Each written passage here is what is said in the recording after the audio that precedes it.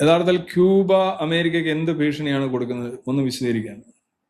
Cuba അമേരിക്കയ്ക്ക് എന്ത് ഭീഷണിയാണ് കൊടുക്കുന്നത് ചോദിച്ചു കഴിഞ്ഞാൽ പെട്ടെന്ന് പണ്ട് ക്യൂബൻ മിസൈൽ ഇതൊക്കെ അറിയാമല്ലോ, കെന്നഡി ക്രൂഷ്ചേവിന്റെയും കാലഘട്ടം. അവിടെ ഇങ്ങോട്ട് നോക്കുമ്പോൾ ഉള്ള പ്രശ്നങ്ങളാണ്. ഇപ്പൊ തന്നെ ക്യൂബ കൊടുത്ത ഒരു കാര്യം, ഇപ്പൊ വെനസ്വേലയിലെ മഡൂരയുടെ പ്രൊട്ടക്ഷൻ ഗാർഡ് ആരായിരുന്നു? ക്യൂബൻസ് ആയിരുന്നു.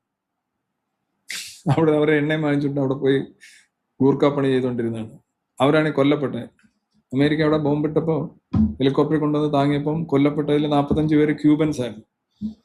പിന്നെ ക്യൂബ മൊത്തത്തിൽ അമേരിക്കക്കെതിരെ എന്നൊക്കെ പറഞ്ഞ് ഭയങ്കര മുദ്രാവാക്യം വിളി ബഹളവും ഇതൊക്കെ ആകുമ്പോൾ മൊത്തത്തിൽ ഗുണകരമല്ല അമേരിക്കയ്ക്ക്.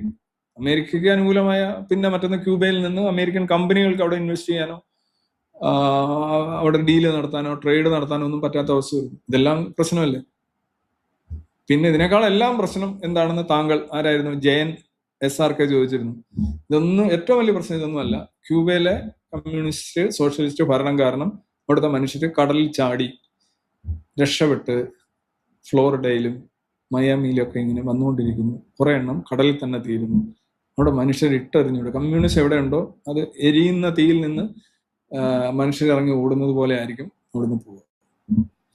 ഇവിടെ ഇരുന്ന് പറയുന്നവർക്കൊന്നും മനസ്സിലാവില്ല. അത് നിങ്ങളെ ലാറ്റിൻ അമേരിക്കൻ രാജ്യങ്ങളിൽ നോക്കിയാൽ മതി. അവരുടെ അതിർത്തികളിൽ നിന്ന് എന്തുകൊണ്ടാണ് ഈ നിക്കാരാഗ, ഹോണ്ടറാസ്, പനാമ ഇതിൽ നിന്ന് നേരെ അമേരിക്കയിലേക്ക് വെച്ച് പിടിക്കുന്നത് എന്താണെന്ന് ചോദിച്ചാൽ മതി. മനുഷ്യരിങ്ങനെ ഒഴുകുകയാണ്. അവർ ജീവൻ പ്രാണൻ കയ്യിൽ പിടിച്ചുകൊണ്ടാണ് അവർ പോകുന്നത്. ക്യൂബയിൽ നിന്ന് പോവുകയാണ്. കടലിലേക്ക് റബ്ബർ ബോട്ടുകളൊക്കെ ആയിട്ടാണ് രംഗത്തിറങ്ങുന്നത്. എത്ര എണ്ണം തൊലഞ്ഞിട്ടുണ്ടെന്നറിയോ? അവന് ക്യൂബയിൽ നിൽക്കണ്ട, കാരണം ഈ മാലിന്യം അവിടെ ഉണ്ട്. ഈ ഇവിടെ മുദ്രാവാക്യം വിളിക്കുന്നവനെ ക്യൂബയെ കൊണ്ടിട്ടാലും അവൻ അടുത്ത റബ്ബർ ബോട്ടുമായിട്ട് കടലിൽ ചാടും.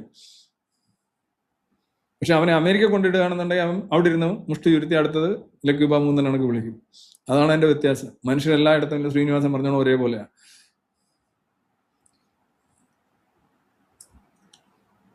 The knowledge is always dictated by the equations around.